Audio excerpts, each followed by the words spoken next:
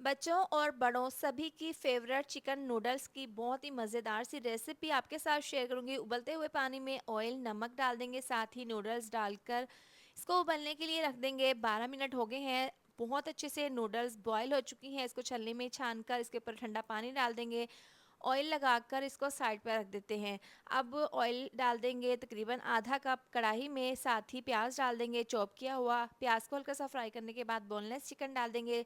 Chicken को fry कर लेना है इतना कि इसका कलर चेंज हो जाए। इसके बाद थोड़ा सा पानी डाल देंगे, इसको 8 मिनट के लिए कवर करके पकाएंगे ताकि चिकन अच्छे से गल जाए।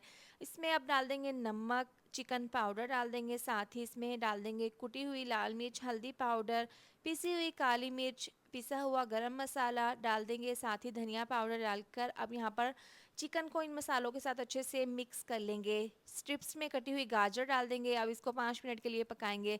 गाजर चिकन अच्छे से गल चुके हैं, इसमें लहसुन अदरक का पेस्ट डालकर मिक्स कर लेंगे। अब यहाँ पर हमने चिकन को अच्छे से भून लेना है। इसमें बाकी की सब्जियाँ डाल देंगे, बंद गोभी, शिमला मिर्च, soya sauce, red chilli sauce, सिरका डालकर मिक्स कर लेंगे। सब्जियों को हल्का सा फ्राई कर लेंगे। बहुत ही मज़ेदार सा मिक्सचर हमारा नूडल्स का तैयार है, बॉईल की हुई। अब इसमें डाल देंगे नूडल्स। तमाम नूडल्स डालने के बाद इसको हल्का सा मिक्स कर लेंगे चिकन के साथ। अब इस तरह से मिला देने के बाद इसको कवर करके पकाएंगे।